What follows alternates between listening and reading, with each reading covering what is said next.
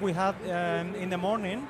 This morning we have focused the conversation on indicators and how the process is going with the development and adoption of indicators. Can you hear me better now? Okay. Yes. So I was saying that this morning we had a first session that it was focused on indicators and how at COP30 we are about to adopt a set of indicators, not only for water and sanitation, but across all thematic areas and policy cycle of the Global Resilience Framework. Now, this is, as I say, a continuation, and now we are going to transition from indicators and from targets into actual implementation of the Global Resilience Framework. This is going to be the focus of our discussion in the next 90 minutes. We can have the next one. I wanted to start this session by making a little retrospective on the adaptation journey.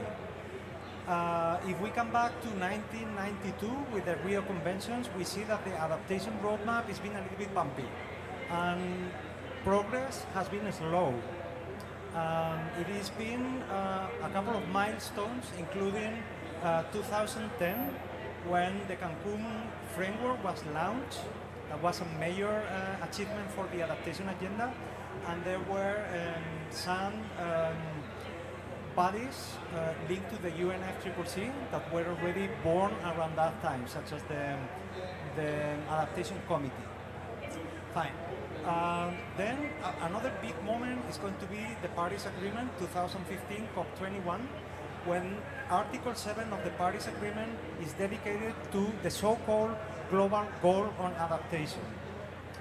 What happened is that although this was a major achievement for adaptation, the Article 7, if you go around the Article 7, you will see that the narrative is a little bit vague, calling for increasing resilience, reducing vulnerability, but it was difficult to track action to progress with real implementation of adaptation.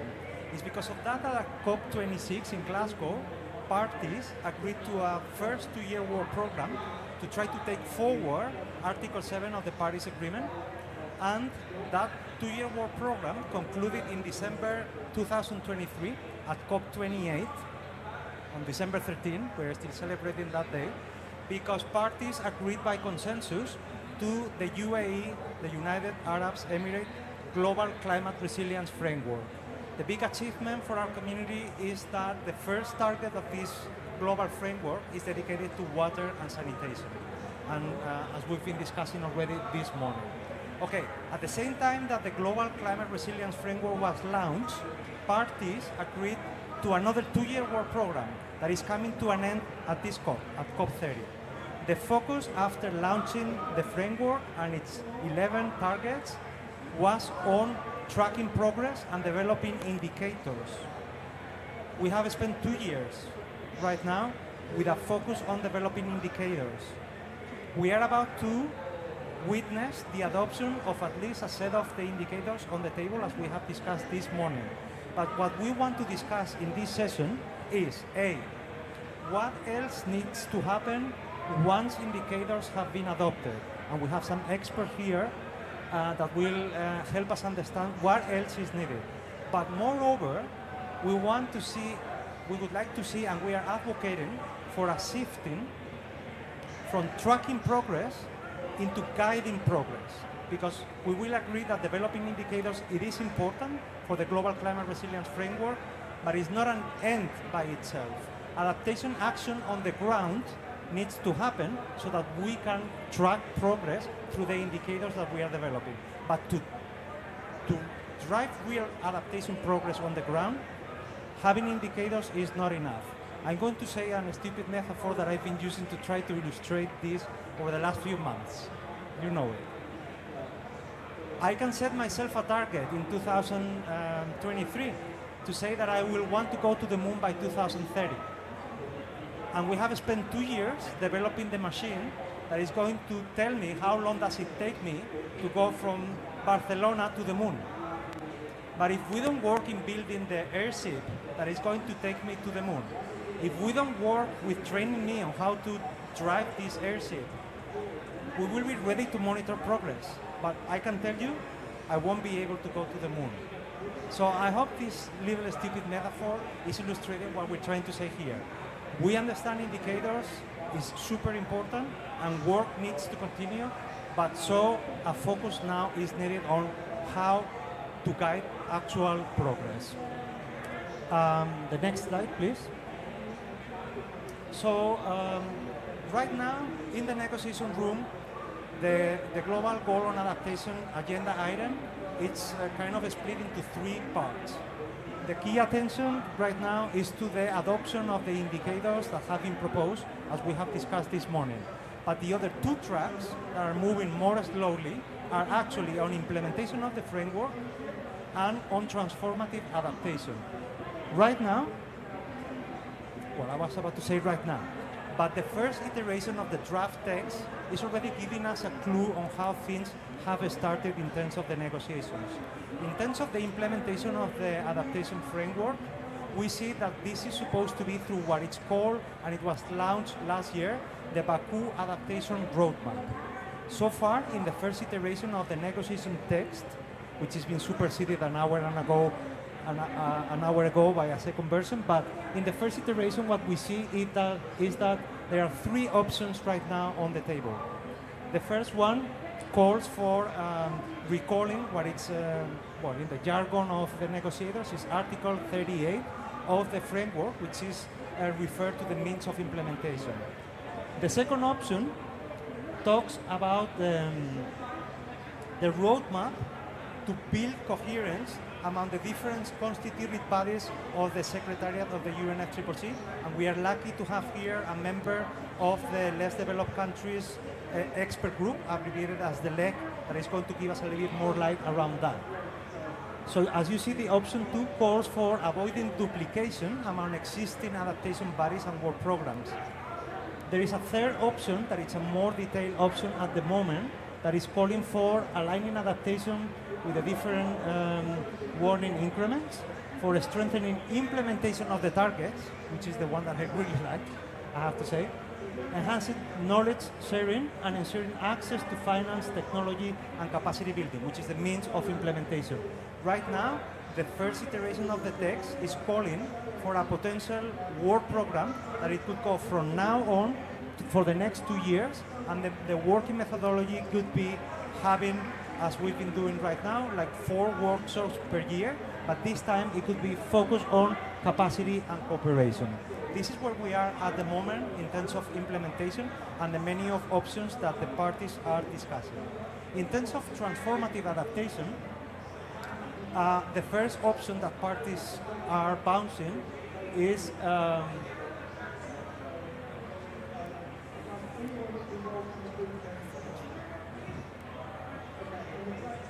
okay, so we got it. So actually the first one would be not referring to transformative adaptation at all. The second one could be to introduce transformational adaptation explicitly as the way to go, and then proposing the Baku adaptation roadmap that we have discussed before would include regional dialogues to try to land this concept of transformative adaptation. Then we have a more elaborated option 3 that is saying that at the moment we cannot give priority to a specific form of adaptation, the so-called transformative adaptation, and that we should count on incremental steps for adaptation, as well as transformative adaptation, adaptation through ecosystem-based and other ways. And it's also calling for, this time, it's calling the Secretariat for developing a technical paper on adaptation, but not singling out any of the forms of adaptation. I think this is a good segue now, because the way that we would like to continue our session is by going through 5 key messages that we've been developing over the last few weeks, that we have shared with many of you and with parties as well. And my colleague Tobe is going to walk us through these 5 key messages, because the session then will turn around these 5 key messages. We will have 2 panels. We will have targeted questions for the panels, and we would like all our panelists to reflect on the key messages that we are showing in this session, to see if we agree or we disagree. Do we have to change our key messages? We still have more than a week to go to continue advocating with parties and non-stakeholders. So we want to know if the 5 key messages that we have are fit for purpose or you want to challenge them. Tove, over to you. Thank you so much, Jose.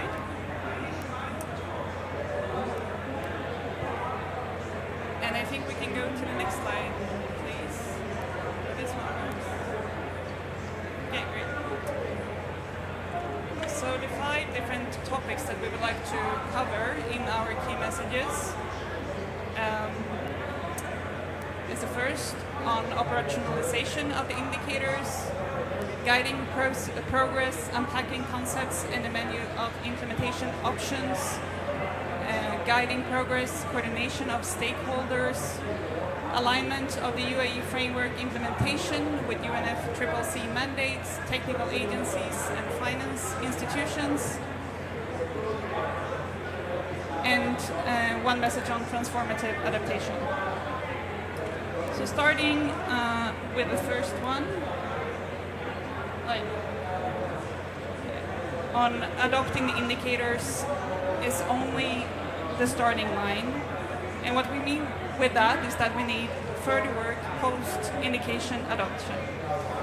Operationalization requires working with implementing agencies, including water and sanitation ministries. We also need refinement of methodologies and data systems to ensure quality and efficiency of indicators. Custodian agencies and international agencies and partners are instrumental for support and guidance for countries. And national progress will feed into global tracking through the global stocktake and similar processes, and that is important for accountability and continued learning.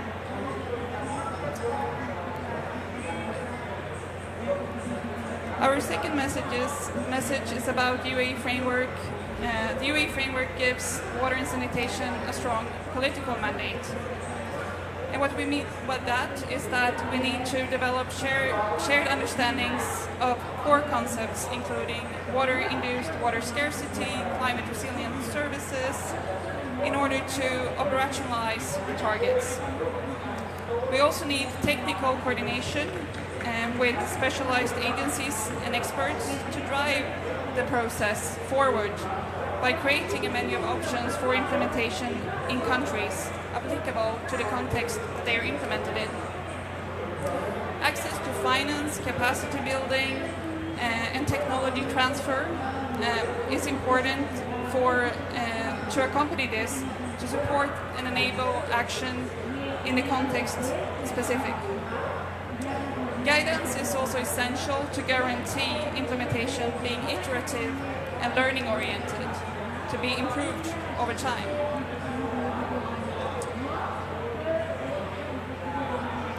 Our third message is about turning the UAE framework into real adaptation action. And for that we need integrated, multi-level and cross-sectoral collaboration for effective implementation. We also need to include traditionally marginalized communities, including women and local communities. And this must be embedded into the decision-making to safeguard everyone's rights and enable action for everyone. Multi-stakeholder partnerships also bring what is very much called for in the negotiations, including innovation and accountability, which is essential for lasting climate resilience. Our fourth message relates to the UAE to be implemented in harmony with existing mandates. And what we mean with that is that we need to build on and avoid duplication with UNFCCC bodies, including the Nairobi Work Program that is developed, expert group, and the Adaptation Committee. We also think that COP-to-COP processes, including the Baku Water Dialogue that was decided upon last year, enable coordination, coherence, and continuity, and can help translate targets into real action. Coordination between adaptation bodies and specialized water and sanitation partners ensures the technical substance to global monitoring and local implementation. And we also think aligning finance institutions to technical agencies enables quality in the global to local pathway. And our last message on transformative adaptation is that we mean that both incremental and transformational adaptation, water and sanitation has a role in both of them. And they support each other. And incremental adaptation can lay the groundwork for transformational adaptation as well. And water is really a catalyst for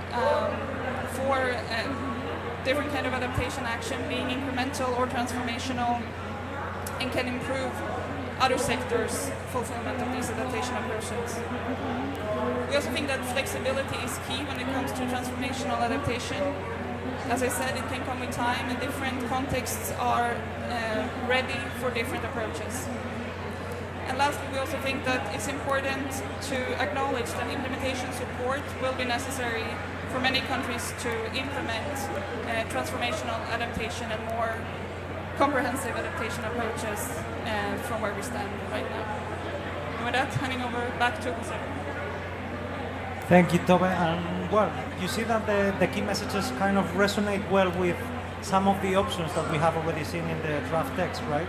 So you can already see what our opinion is as a water and sanitation community. But again, the intention of to check them and adjust them so that from now on, as a water and sanitation community, we can use the rest of the days that we have here to, in a coherent manner, continue advocating for these messages, so that when we find in the corridors or we are asked by parties what our technical advice is, we can provide a coherent approach and answer.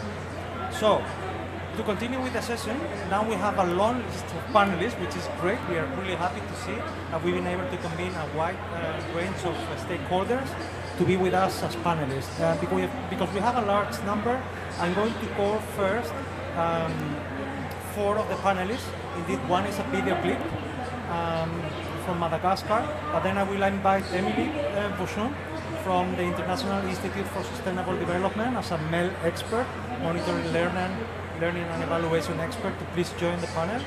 I will also call, and with gratitude to the UNFCCC Less Developed Countries expert group, I will call Kanisa Frederick Kahina, who is a LEC member from Tanzania, to also join us in the panel now. And Dr. Kalist from the government of Uganda. I will also call you please to join the panel first. So, please.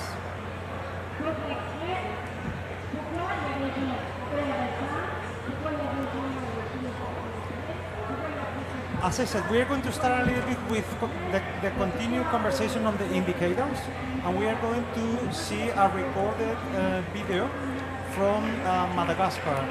This is Mrs. Mirinda Andriona Tenaima. She could be here, she could be laughing at the way I have pronounced her last name. Apologies for that.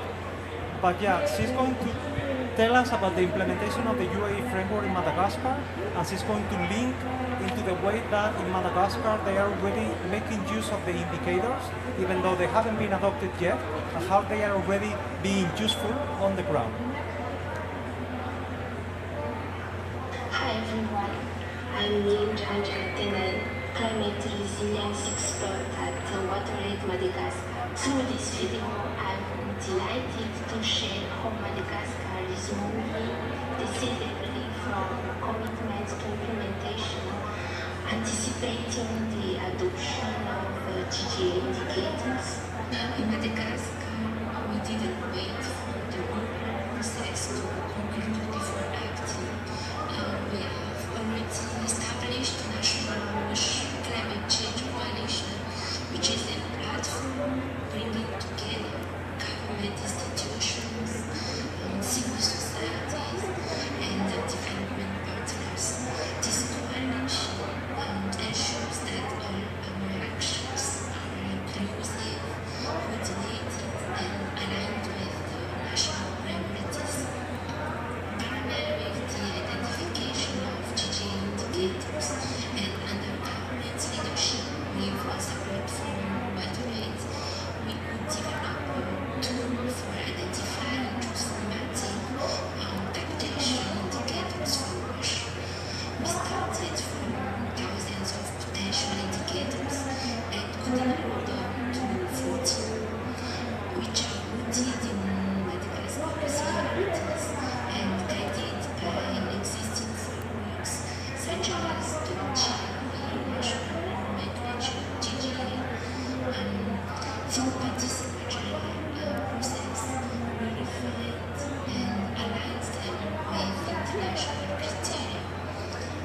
guiding principles, national indicators must speak to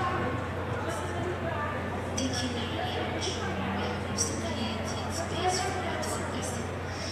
So if a national indicator that is essential for resilience doesn't appear in the global framework, we are ready to make the case for its integration. So members of the coalition are trained to use it to identify, adapt, develop transformative adaptation indicators.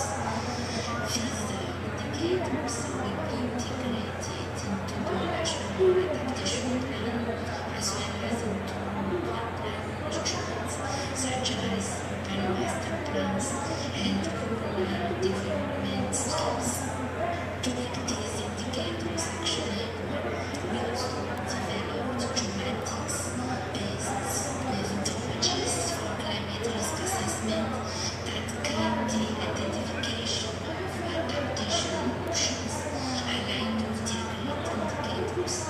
This special approach allows decision makers to see where adaptation options are needed most and to prioritize investments more effectively. In addition, a digital monitoring tool for bush adaptation finance has been created. It tracks funds received, measures financing gaps, and maps potential funding opportunities, helping us connect projects with financial sources. At the heart of this process lies the coalition on climate change and bush, which is the true engine of implementation. Its purpose continuously to strengthen the capacity for digital tools, guidance, materials, framework, and technology transfer. Madagascar's experience shows that technical and institutional readiness can start even before the frameworks are finalized. Thank you for your kind attention.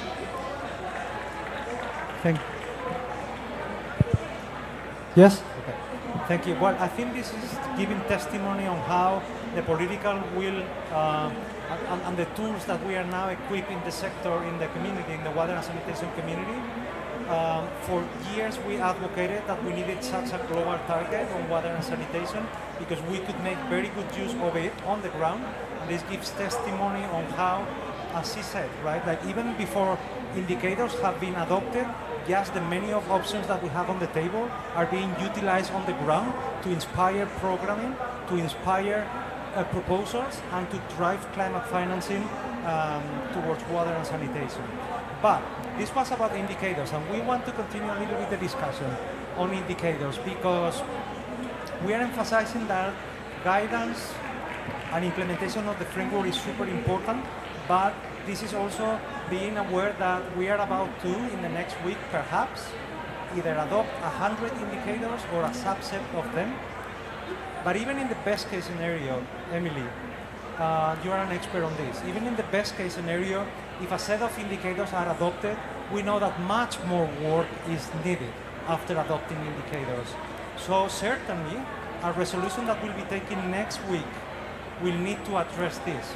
What is the continuation of the work with the operationalization of the indicators being adopted here? Emily, we would love to hear your views on what would you like to see secure in a resolution so that continuity to this important work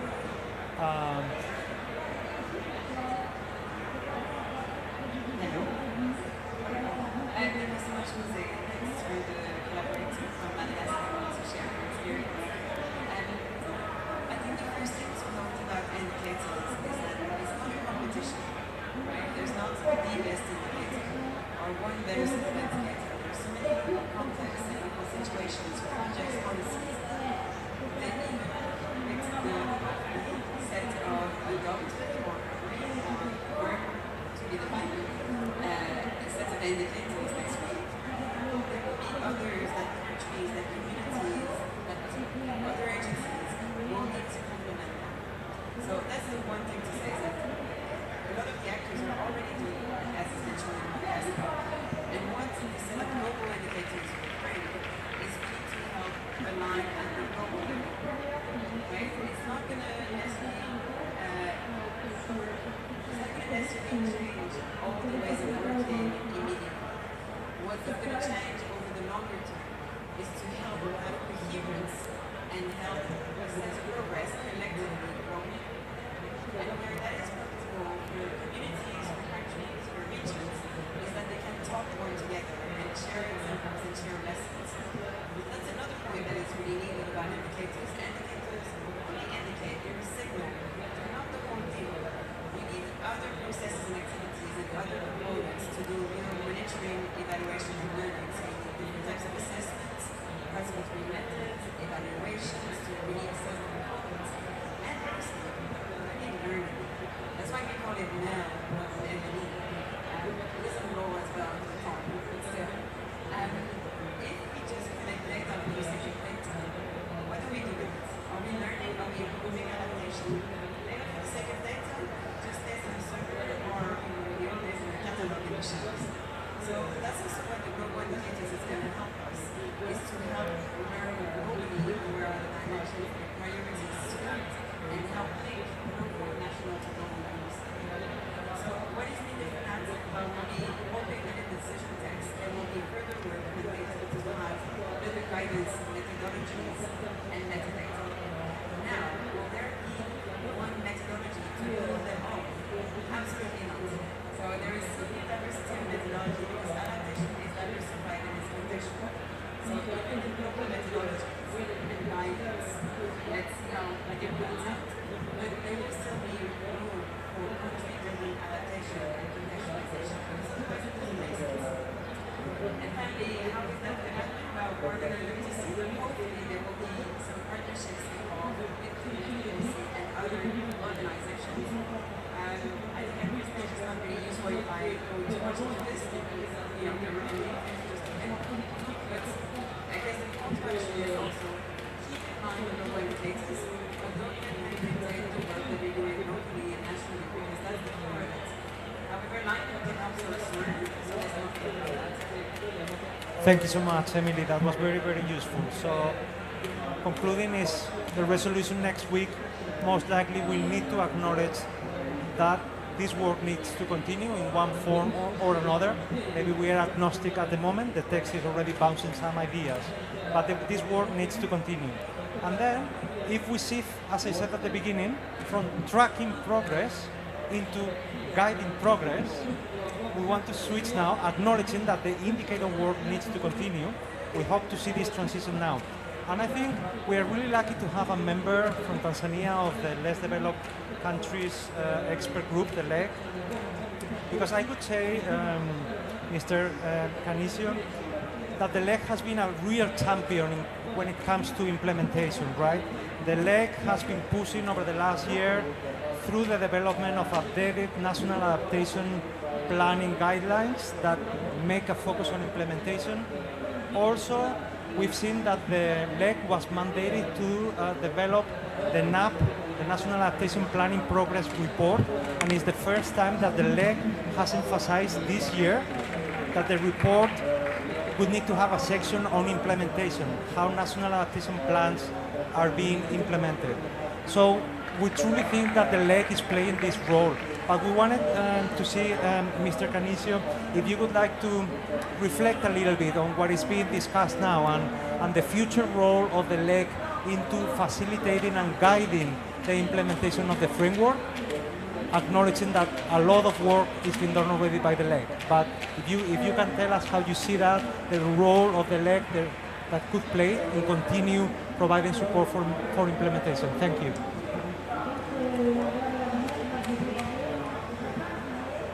Thank you very much. My name is Untitled the name of the LEG from the United Nations of Tanzania. And I'm going to speak on behalf of the LEG countries. And to begin, I wish to thank you for giving us the opportunity to speak in this forum as a member of the LEG so that we will share our experience. Thank you very much. As we know, water and sanitation are among the most climate sensitive issues.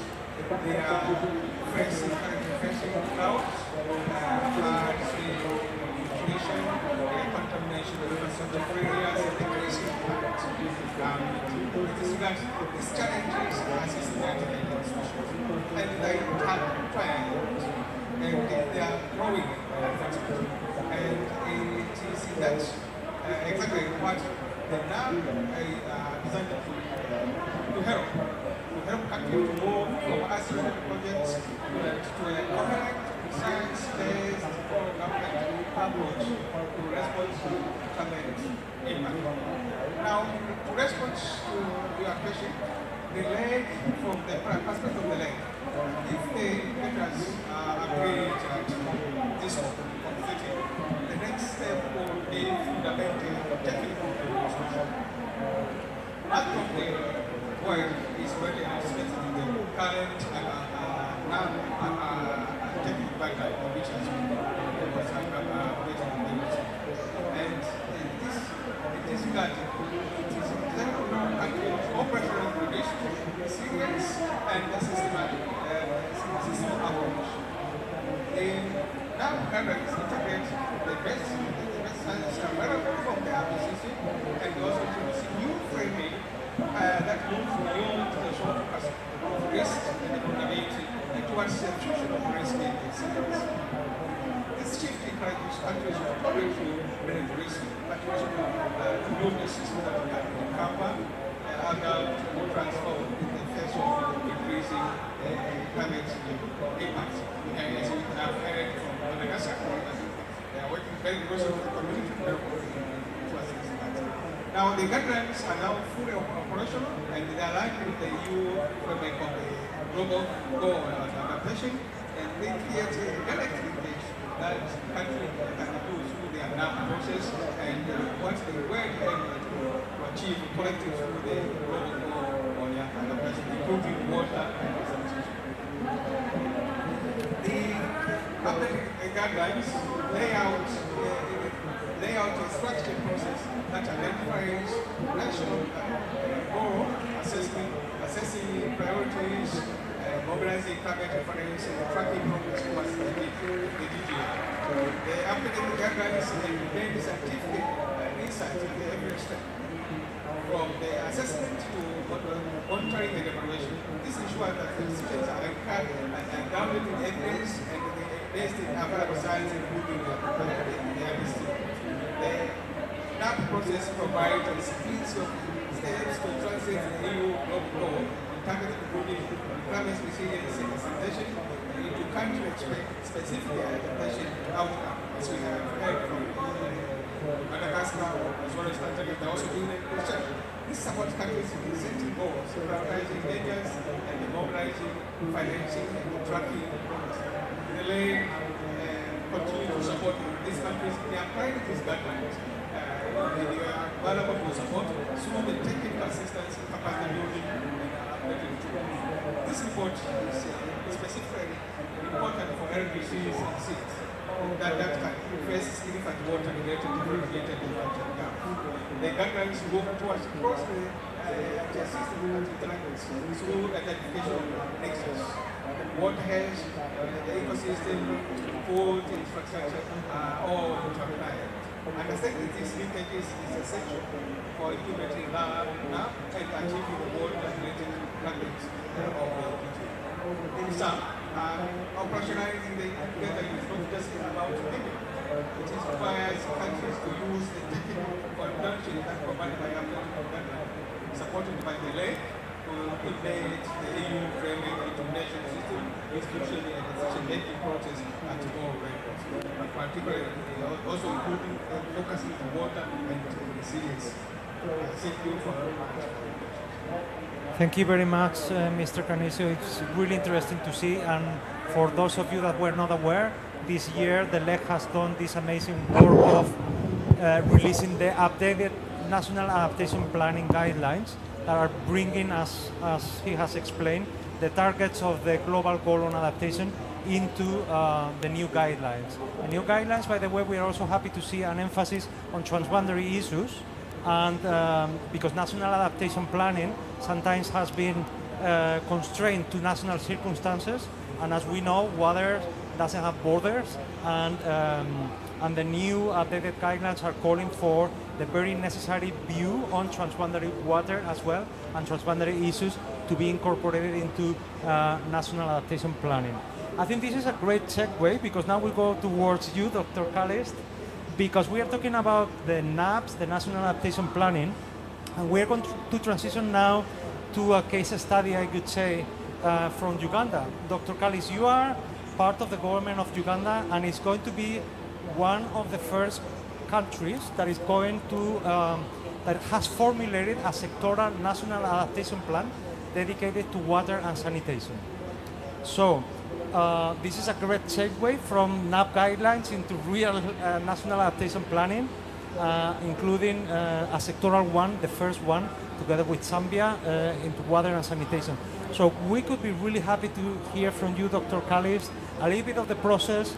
How did you came to the conclusion that such national adaptation planning, sectoral national adaptation planning was needed, and whether you see the opportunity to, through this national adaptation plan, focus as well on the implementation of the global framework. So is there a link between the global framework and your national adaptation plan? Over to you, Dr. Callist. Thank you very much for having me. On behalf of Uganda, we are happy to be here.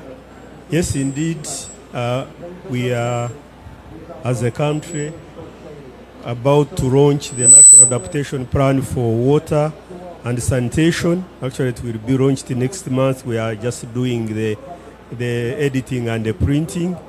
And we have undertaken this exercise with the support of UNICEF. And we really would like to appreciate the support of UNICEF. Now, what are the objectives of this National Adaptation Plan? Number one is strengthen enabling environment for climate resilient water, sanitation, and hygiene services. Again, we recognize that if the enabling environment is not appropriate, there is no way we can address climate change issues as far as water and sanitation is concerned.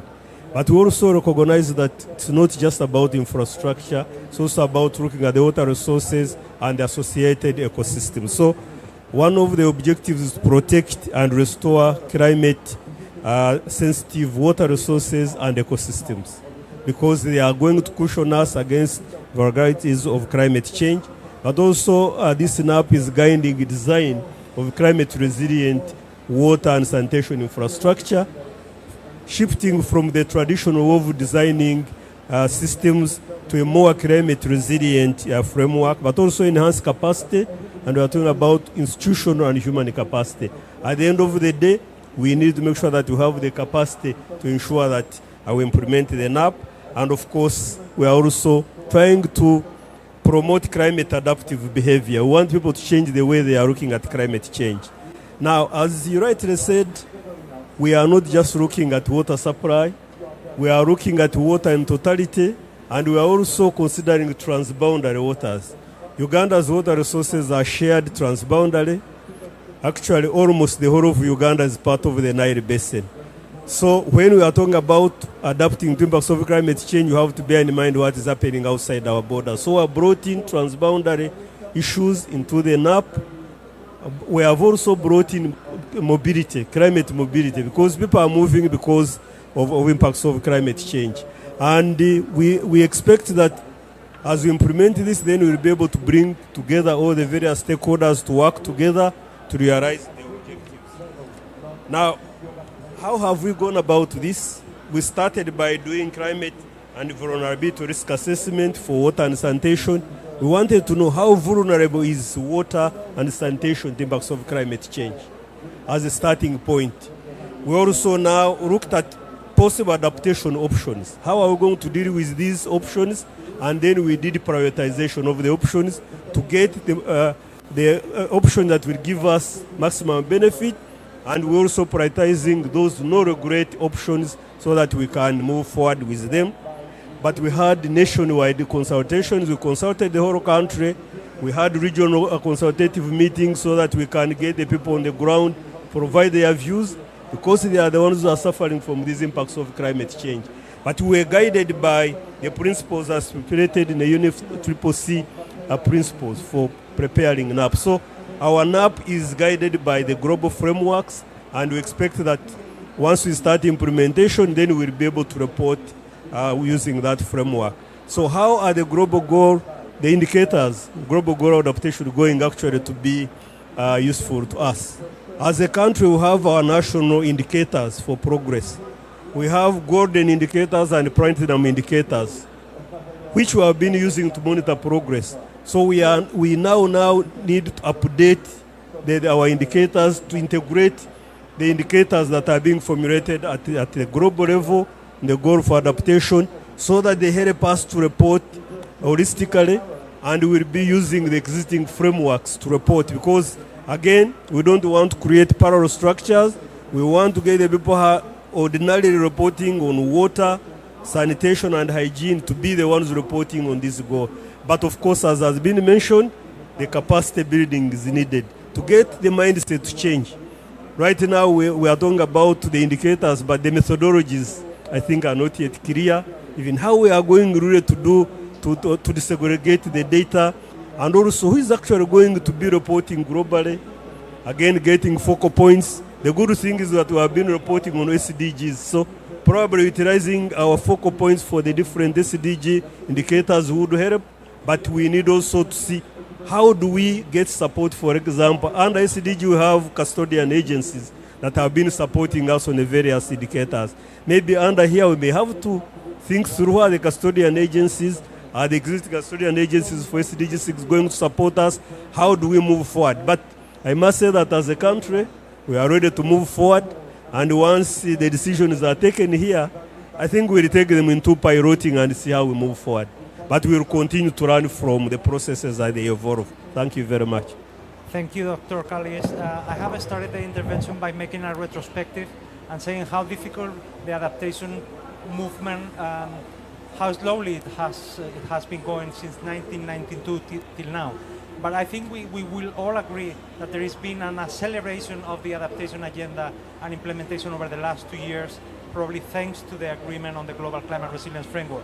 We see development of new guidelines, we see development of indicators, we start to see dedicated sectoral adaptation planning, and even how the new adaptation planning is looking forward to already make use of the indicators that are being discussed in the room. So certainly we are living the momentum of adaptation, and we need to capitalize on this. I would ask you please to continue with us during this session, because we will interact later, but I will call now a second set of panelists to come on stage. Now we're going to transition, and we want to have the views of development cooperation partners. For example, we have Catherine Simonet from the French Development Cooperation Agency. Please join us. We also want to hear from the UN system, and we have two colleagues. I will call Lucia de Strasser from the United Nations Economic Commission for Europe, and we also have UNICEF, Silvia Gaya, in different roles. I think today Silvia is going to play different hats in her new role, but also previous roles. And also, we are really lucky to have representation from the private sector. How many other resolutions make references to the private sector and is calling on the private sector to support adaptation? So let's give the microphone to the private sector, and I'm inviting Chris Adamo from Danone, as well as Viviana Franco from Van Oord.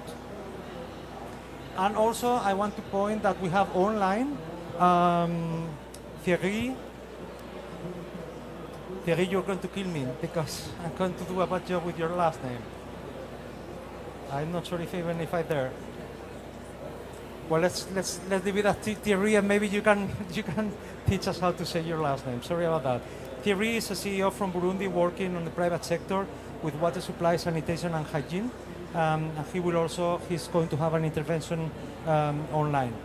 So I would like to continue then now the conversation with you, Catherine, from the French Development Cooperation Agency, to hear your views on how France is willing, or which steps are you making already in support of the implementation of the Global Climate Resilience Framework.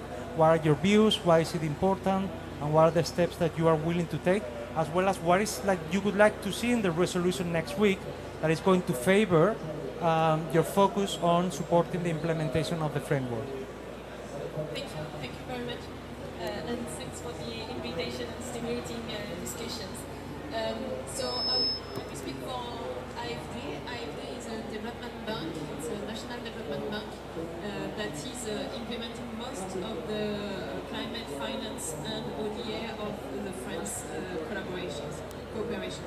So at AFD, we do encourage a lot the development of the global goal and adaptation indicators, and including those on the water sectors, because for us it's a very good way to be a bit pragmatic and give orientations toward what can be done, how it should be done. So it's a new support for continuing and pursuing the policy dialogue we have with partners and the technical dialogue we have with partners on how to implement and to achieve this global goal on adaptations. So French development agencies is very well engaged on the climate sectors. We have 50% of our engagement that are dedicated to climate, which represents 6 billion euros per year. And among this finance, 40% is dedicated to adaptation. It's quite an important numbers regarding the others bilateral development banks and multilateral development banks. So we are quite proud of these numbers, especially on adaptations performance. So usually, when we are speaking about these figures, we have to relate on a common framework for tracking our finance. That's the common principle. So all these figures I'm sharing are based with the accountability mechanisms of the finance that are the common principles.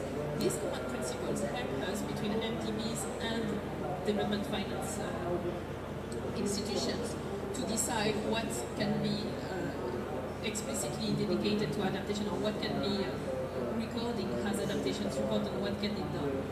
I think the global goal and adaptations indicators help us to go a bit beyond these numbers of money, this number of volume of money, to go in terms of, to speak about impact, about outcomes. So what do we want to achieve? What can we say about these euros that we invest in adaptations? What does it mean? And that's why we are welcoming very much this. More broadly, I can see the MDBs and the DFI a new trend to be a bit more reporting on our outcomes. MDBs have developed their outcomes framework recently. We are working on our outcomes framework recently. And I think the GGA indicators are really anchoring in these dynamics to be a bit more explicit about what does it mean, which kind of activities are beyond the numbers. So when we are speaking of climate finance and water sectors in AFD, the water investment represents 1/3 of our climate adaptations finance, and almost 2/3 of the water investment are reporting adaptations co-benefits. So it's a major sectors where we need to have indicators to track. The kind of support we can do are in terms of infrastructures, and we are doing a lot of resilience infrastructures, and the water sector is very critical to achieve adaptation, but we are also doing public policy-based loans that are sectoral dedicated and that are based on adaptation. For developing this kind of support, we are related to national sectors, adaptation sectoral development, so I think that it's quite important to get an orientations in where we need to invest. And this is where we see the indicators to play a role. So just to confirm that the way we are looking at these indicators are complementing and not in competition with the framework we are going to implement. We are really well willing to align our outcome framework with the others, DFI and MDBs. And in another side, we are also supporting countries in developing their own indicators, set indicators that has to be will have to be coherent with the GGA.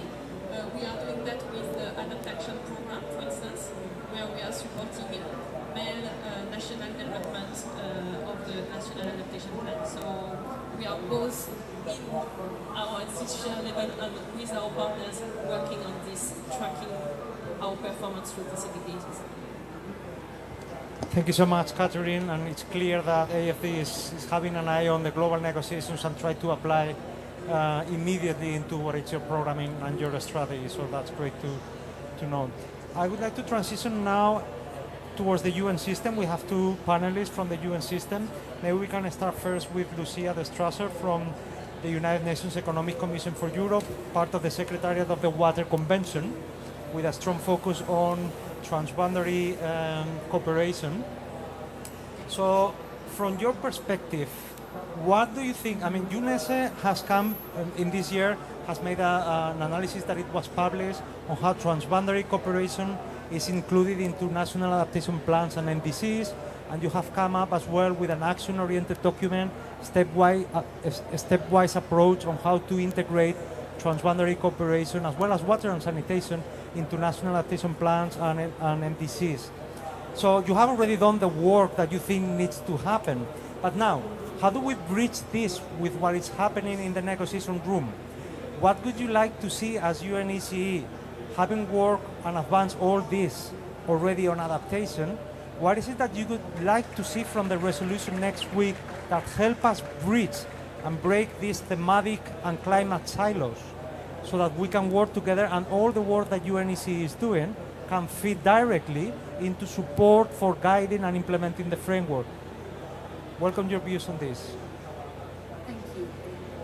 So many things I would like to say, but I would like to start with the fact that transboundary cooperation sometimes is seen as a dimension of water, but in this context I really think it should be seen as an accelerator of action.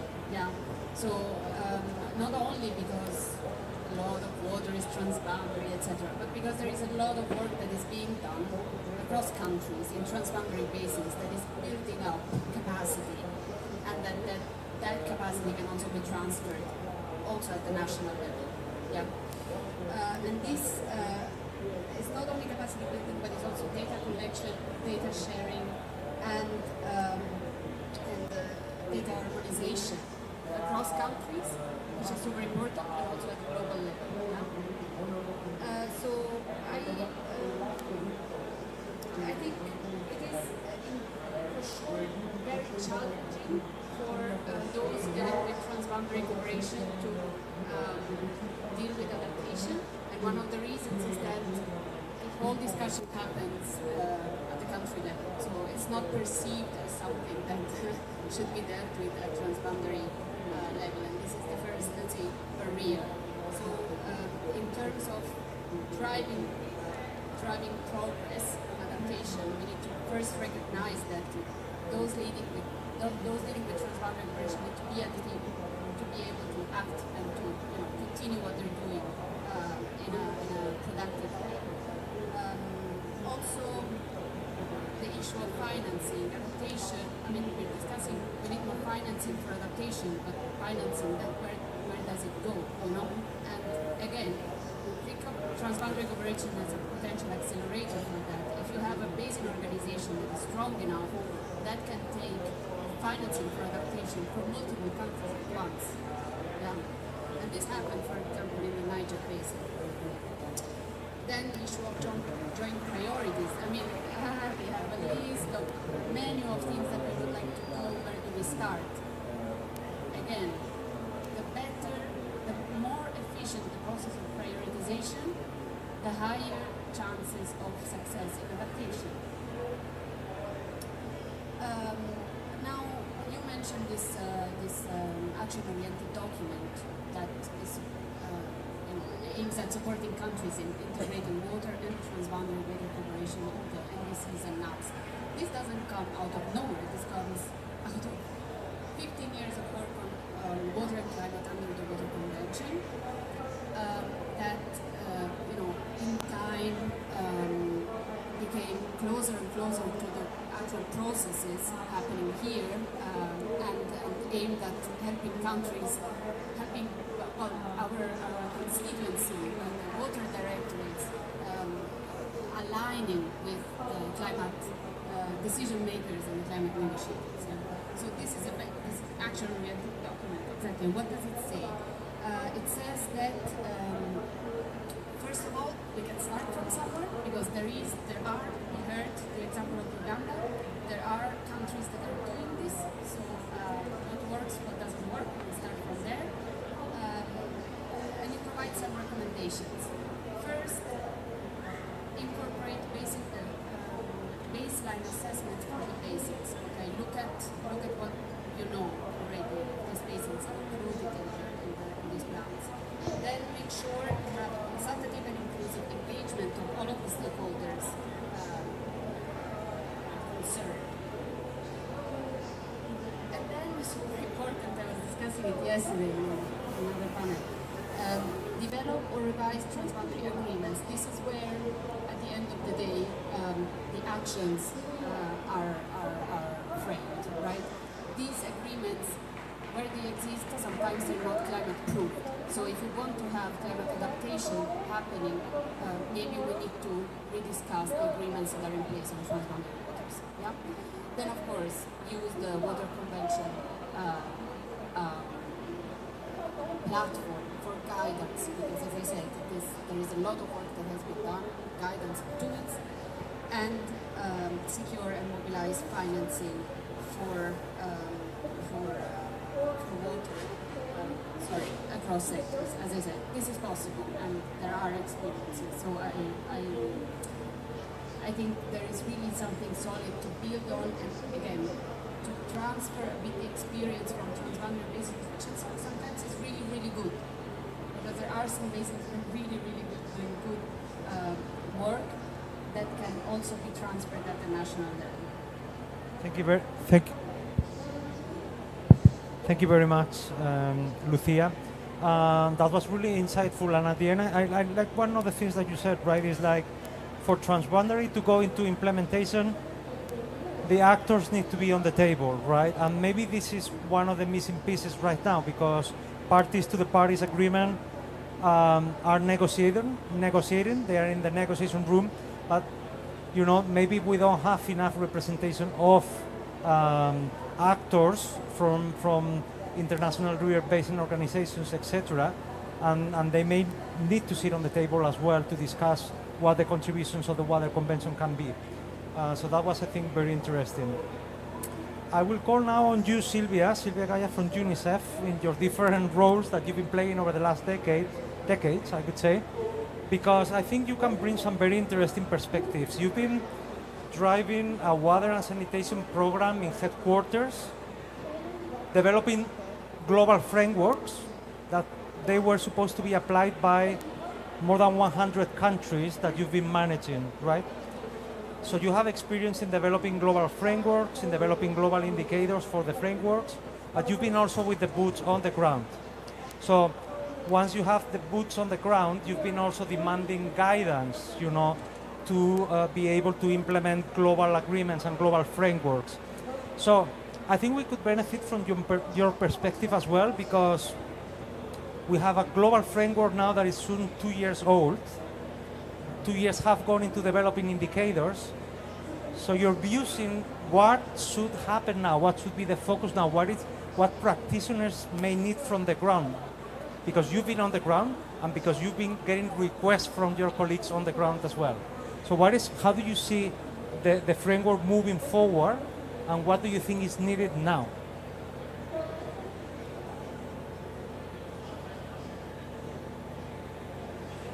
Yeah? Oh, sorry. Sorry for waking you up. Okay, several reflections, Jose. First of all, we are all practitioners here in this room, and most of our agencies are action-oriented, and very few agencies or organizations are in the normative space, right? So basically we are oriented to action. And a framework, the same like a planning, it's just a tool that help us and guide us. That is not the only element into place, but from a human rights perspective, and I would say, of course, from UNICEF perspective of children's rights, we cannot hold action until we have the perfect scenario with the perfect indicators, with the perfect network. Our work is imperfect, we know that, and it evolves as the demand, as the context, as the requirements, as the records, and as the needs evolve. And as for instance, now with the climate change space, we need to make sure that we are able to respond to the challenge. But we cannot stop action. We need to keep action and at the same time keep solving all the other things that are required, right? And I want to insist on the human rights perspective because there is a moral argument that we cannot stop working. And even if it's an imperfect context with an imperfect tool, I mean, most of you probably, as myself, we have worked in high conflict areas, very volatile contexts, countries under sanctions. It's a super imperfect environment, but that's why we are there, because we need to deliver, because no one else is able to do it, right? So for me, when I see, for instance, the example of Uganda, which is super encouraging, right, to have the first NAB that is sectorial, is fantastic because it means that there are champions, people spearheading that will guide the others to catch up with the good practices and with the good ways to address and the needs that are there. The needs, as you know and as we know, are humongous, right? And as we enter into the climate shocks and how this is holding our progress back, we really cannot change. So, to your point, Jose, some years ago, GWP and UNICEF developed for the sector, not for UNICEF programs, but for the sector, climate resilient wash strategic framework. And in this framework was just a way to say, okay, how are we going to do this? How are we going to respond and assure that our interventions will be climate resilient? And it's a very simple framework, but it works very well. And it worked for a set of countries where UNICEF was trying to have a little bit more organized approach to this, which is understand your risks, and the risks are different in different areas of the world. Develop the options that are responding to address these risks and are able to build resilience in the services, resilience in the communities, and be as much as possible low carbon, right? This was the criteria. And then with this, start to implement, look the financing, to your point of the financial instruments that are increasingly available, and finally monitor. And when UNICEF started to ask the countries where were they in this implementation of these 4 quadrants of the framework, right? Understanding the risk, understanding the options, implementing it and monitor them, we realized that most of the countries were in the quadrant 2 and 3, right? They understood the risk, they understood the options, they were implementing options, and very few countries were going into the monitoring because the monitoring system is not harmonized, right? Even if it's harmonized at global level in a framework, then every country, every Ministry of Water and Sanitation has different indicators in different countries. Then we have the GMP indicators, and now we are coming with the GGA indicators, right? So this is to say that we cannot wait to have the perfect conditions. We need to keep doing on the implementation, and as we move, we keep addressing the issues that will come. And particularly now with the GGA, I think, I want to believe that the wash sector, because the wash sector has found the challenge of climate resilience ahead of other sectors, I would say, at least other social sectors, we are quite advanced, and de facto we are quite aligned of what is going to come up. We are not that far away. Yes, we need to refine things, but they are not impossible. They are not is feasible. So I think that this is a little bit the message I would like to give to the audience. Action cannot wait. We need to keep going. We need to demonstrate, and the monitoring, yes, will fulfill the needs of reporting, of accountability, of better planning, of better targeting in future. But this cannot hold us back from keep going ahead. Thank you. Thank you so much, Silvia, for this perspective. Action cannot wait, and we may not have the perfect target, we may not have even the perfect indicators, but those most vulnerable and exposed to climate change cannot wait any longer. For them, the discussion in the negotiation room is like science fiction, right? They need action now, and we cannot hold action on the ground because we may not have the perfect target and indicators. So I think that was an interesting angle. So the final part of the panel is, which is not because it's less important, but it's because it's always the most mysterious, right? We always see the mysterious references to the private sector in the resolutions.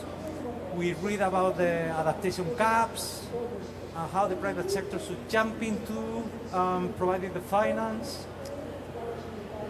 But we want to provide a platform to the private sector to tell not only us, because who are us, but also to negotiators, what does the private sector need from the global resolutions and agreements that are taken here to enable an environment in which the private sector can actually make adaptation investments. We know it's hard. We know adaptation is driven mostly by public finance, but yet we call the private sector to jump in when we know that many of the things are not aligned to your business case. So we also understand that we are calling for investments of the private sectors in countries that you may not have the right regulations and environments in which your investments are safe. We would like to see your investments in places where regulation is weak. So we would like to hear from your experiences, and also if you would like to use the microphone to say to the world and the negotiators in the next room, what is it that you would like to see in a resolution next week? If you allow me, we could try to invite our colleague Thierry from Burundi. First of all, because I made a bad note of his last name, and I would like to solve this as soon as possible. If we could have Thierry online.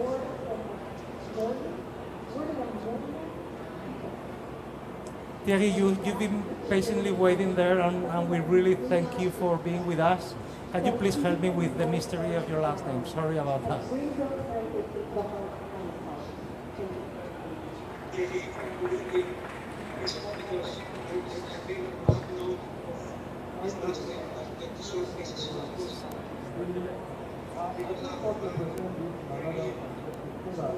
Can you hear me? Can you hear me? Yes, we can.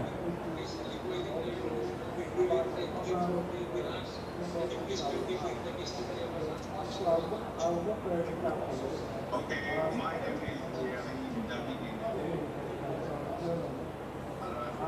Can you hear me? Yes, we can.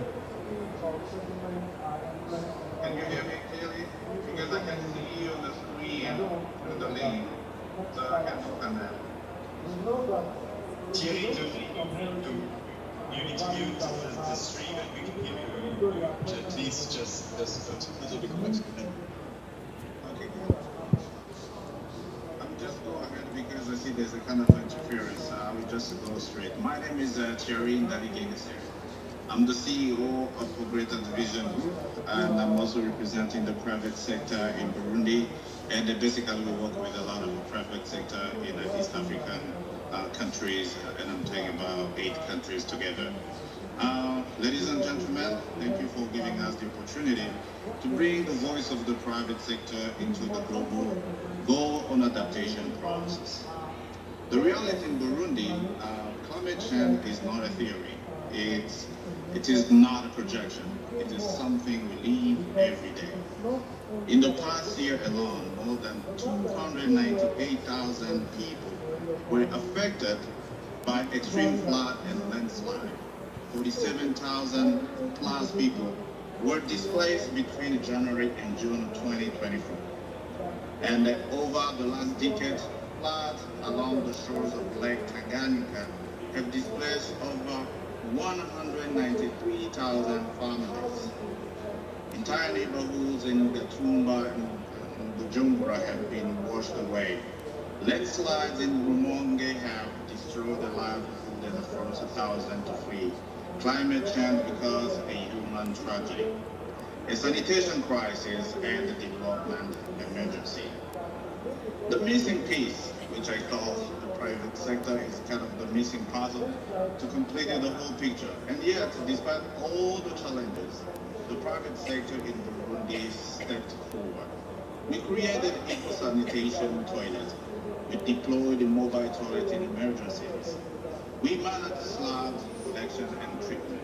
We transformed waste into biochar and organic fertilizer, creating jobs for youth and women, and protection of our environment.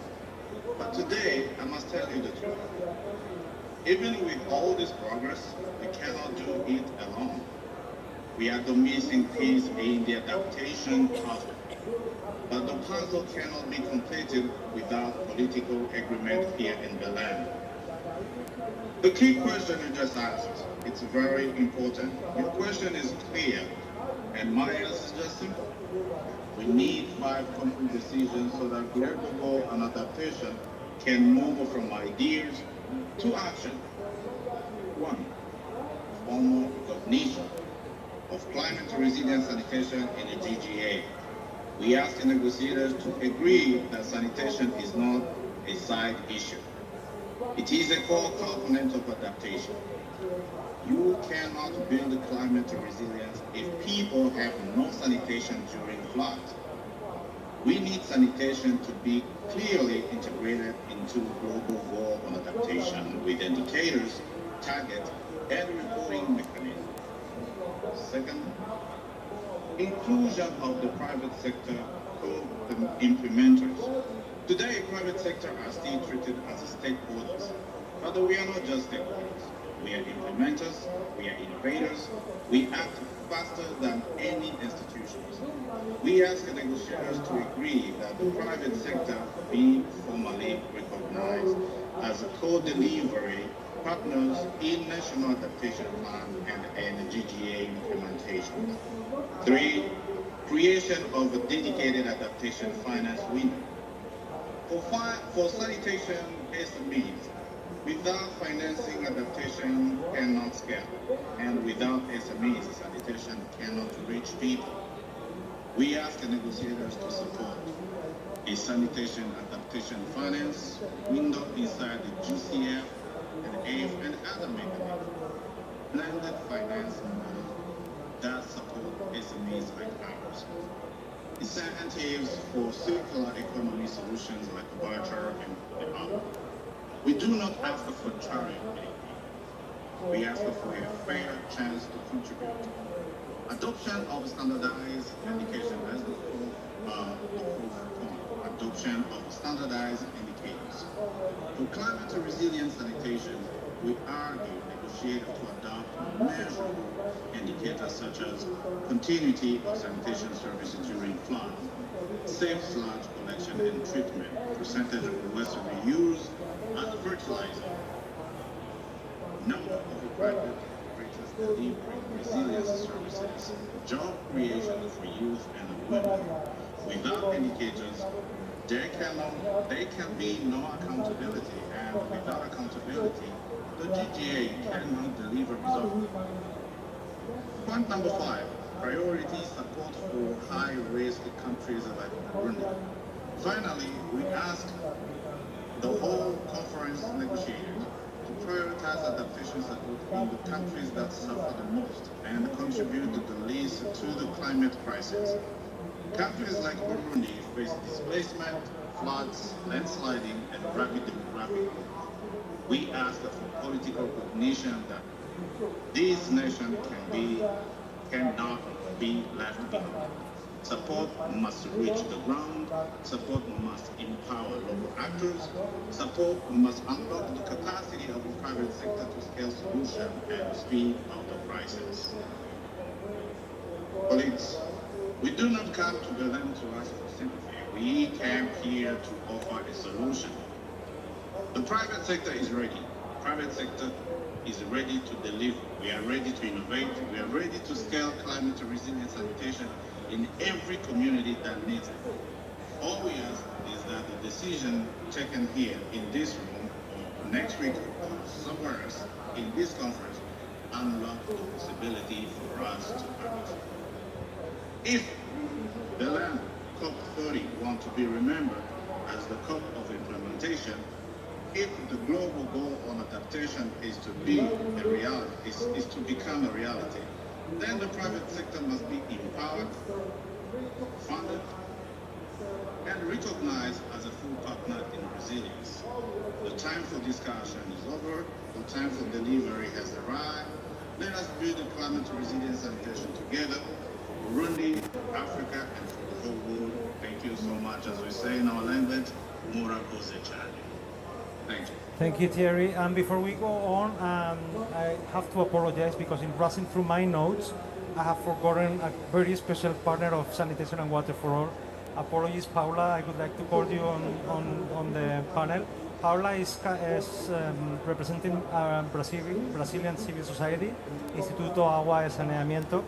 I really apologize because it was meant, Paula, you should have been invited with this set of panelists to bring the perspective from civil society as well. I really apologize. Please join us. We're going to complete the discussion with the perspective from the private sector, and we will come to civil society.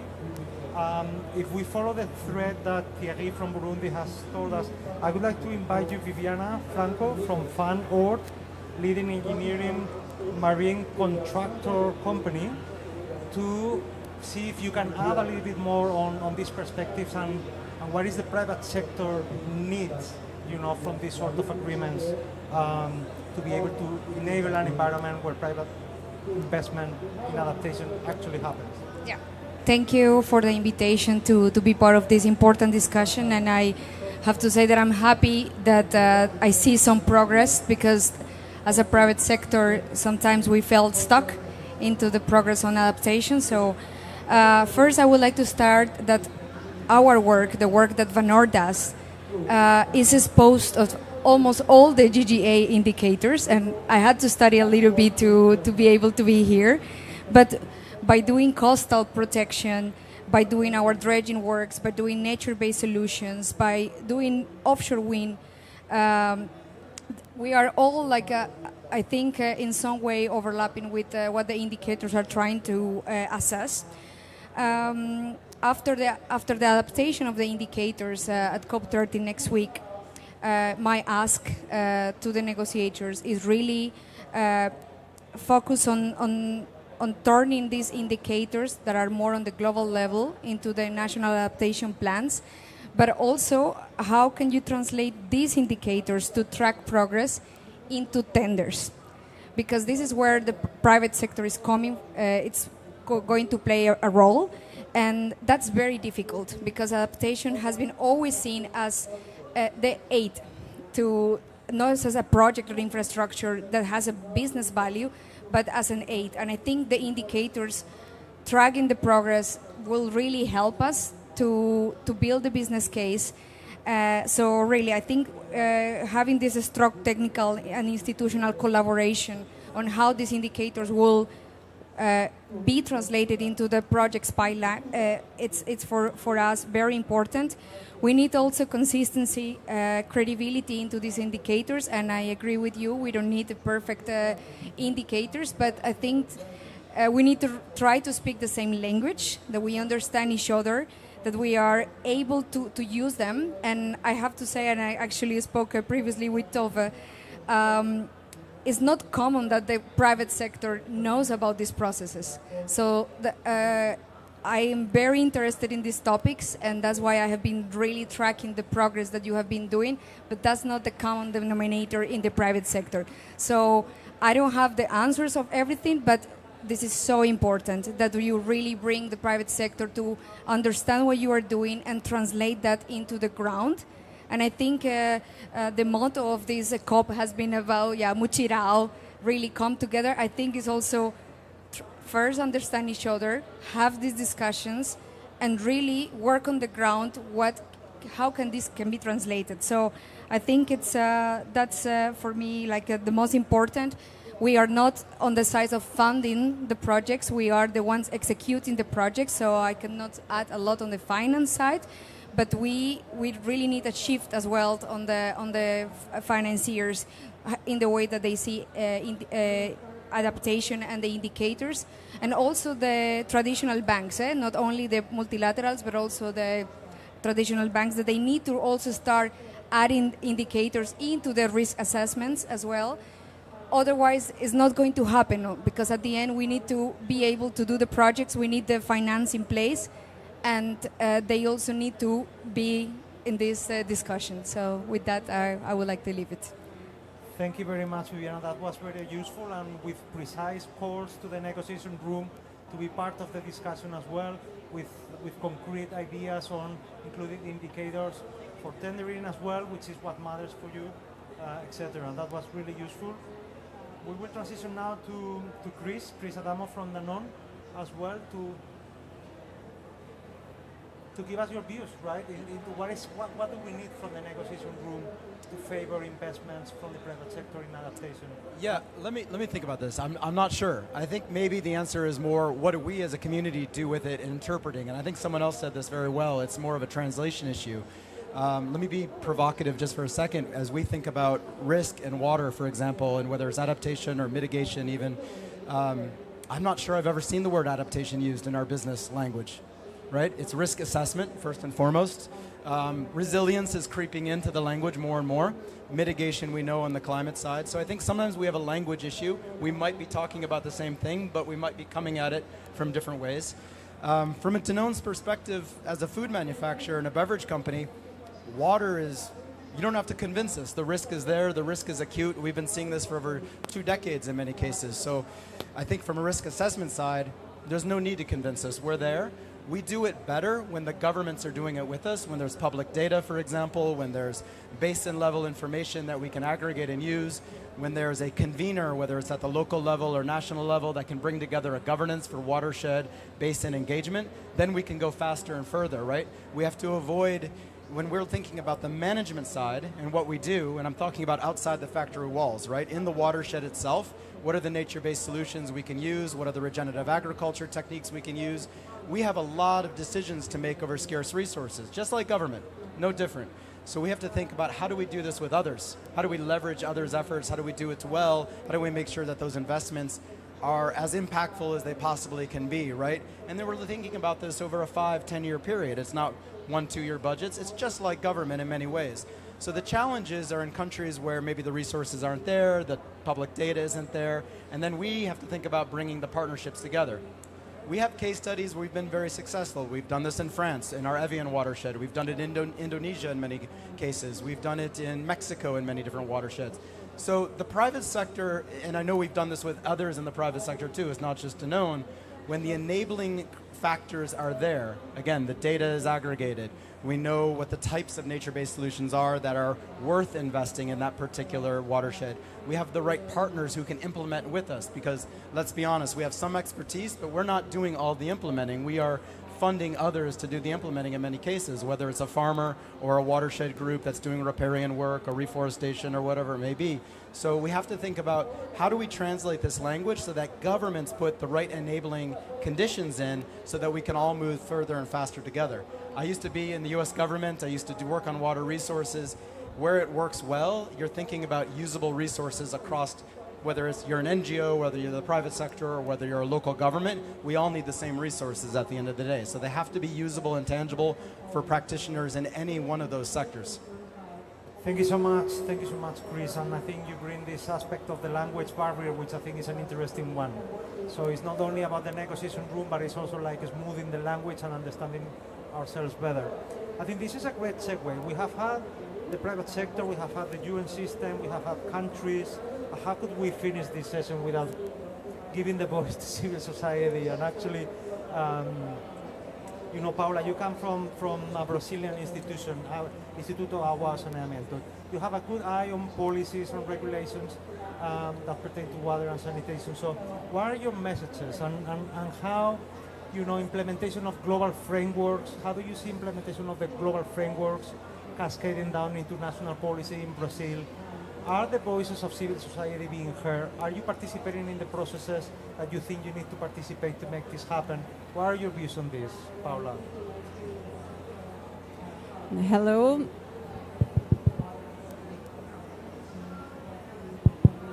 Hello, good afternoon, everybody. Thank you, Jose. I was so interested in the inputs that everybody was driving that I even didn't notice that I was not here. I thought it was another, I don't know, forming together, but it's okay. It's great to be here. Thank you so much for the invitation. I'm part of a civil society organization that since 2020 has been working to improve water and sanitation in Brazil. And it's very, very important to talk about the GGF framework, represent as this collective commitment, and that needs to bring information together, experience and clarifying concepts are essential steps to get together. The government, institutions and companies, and above all the communities already facing growing vulnerabilities and risks effectively and that need effectively adaptation. I would like to emphasize 3 central points. That's my message.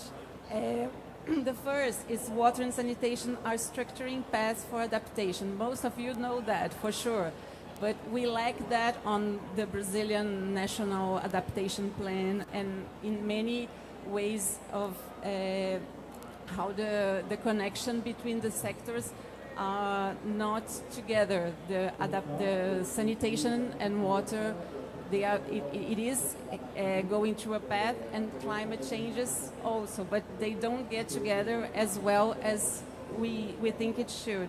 So here in COP30, we hear a lot, many agendas that overlap and are central to adaptation and climate justice, as housing, childhood, gender equality, health.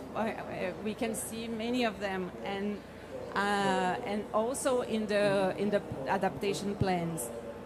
What they share is this direct relationship with water. Water is essential for life, and is this element which we must adapt, whether through scarcity or abundance. And it calls for a strong integrated project that account for the multiple holes of water and the virtual circles of improving living conditions it can generate, as housing and health and city more resilient. The second point is that this movement is urgent. For instance, here in Pará, we have one from 10 houses does not have a bathroom and like a safe place. And we are talking about a hole in the ground, open defecation, and we still face that. It's almost 4 million people in Brazil who is living in this circumstance, and 1.3 million houses, 5,000 schools have no bathroom. And regarding also the sanitation as a crucial for the environment, we think the Brazilian beaches are very beautiful, and they really are, but 7 out of 10 are unsafe for bathing during much part of the year, once again exposing the population. So these realities shows the urgency and why we cannot wait. And as part of the civil society, we would like to reinforce the social participation, bottom-up adaptation, how central it is. The proposal framework also highlights the centrality of community participation. As EIS, my institution, and with this network that we work, want to contribute to strengthening participatory governance, monitoring, and ensuring that the groups most affected by climate impacts have real voice in decision making. We do not want to speak for these communities, but building bridges between government and territories, between official data and what is really happening into those territories, adding and valuing the data that are produced by the communities themselves, between local experience and national planning, and connecting this process to founders and implementation partners. We also straight multi-sector coalition and bring government, private sector, academia, and civil society closer together. To conclude, I think it's a message close to most of you. We don't have time to get really ready. We must act while we are learning, and learning from this act, transforming this framework into something operational, measurable, and meaningful at national and global level. And this is the key message. Thank you. Thank you, Paula. We couldn't finish without your views from civil society and the call for local participation, right? Implementation of the global framework cannot happen, never happen without local participation and the involvement of local communities and the local knowledge, right? So it's also bottom-up. It cannot be just top-down, like implementing a global framework. It needs to be also bottom-up approaches. Thank you very much. We are running out of time, but I would like to open, in case that there are any questions that you would like to do to our panelists here or our previous speakers. Would somebody like to make a question? Or even among yourselves, would you like to? No? I think we are getting tired. If not, I would like to call my colleague Manuel, who is going to do the closing remarks for this session. Manuel, over to you. Thank you very much, Jose. And first of all, of course, a huge thank you to our panelists. And I would already like to give a round of applause to this wonderful panel and the wonderful expertise we just heard.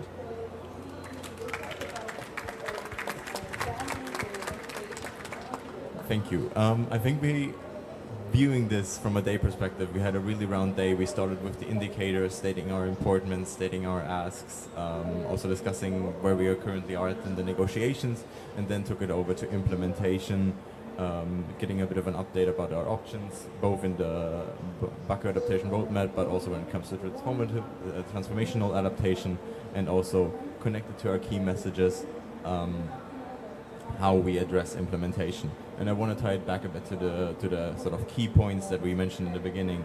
So we heard a lot about what I would really encapsulate this session is alignment and sort of creating the shared understandings. I think we heard a lot about that the indicator adaptation is only a starting line and it's not really the end step.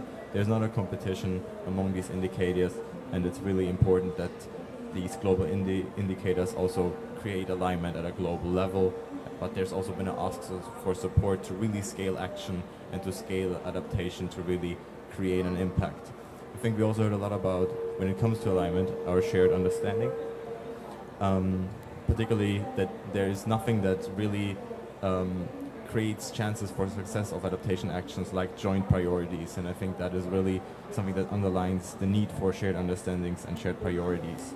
There's also been a lot of implementation of working across sectors, scales, and communities, particularly local communities. I think we had a great commitment from the private sector that they are ready, that they're looking to drive adaptation, but of course also that there is overall a need for support and a need to align and work together.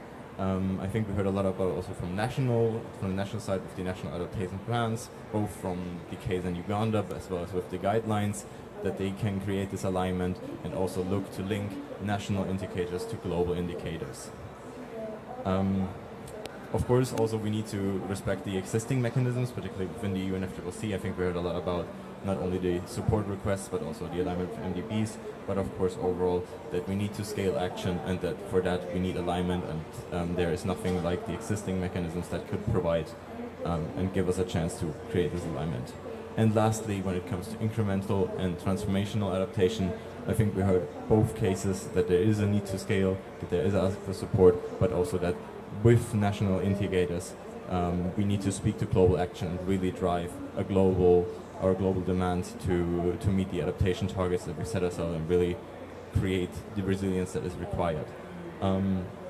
So all in all, I want to again pose a thank you to this panel, but also particularly to the working group that has formulated a great set of key messages, a great set of asks, and I think has ultimately has achieved great success in what the group originally set out, which is achieving the global goal on adaptation. So a big thank you to the group and to the panel again. Thank you so much.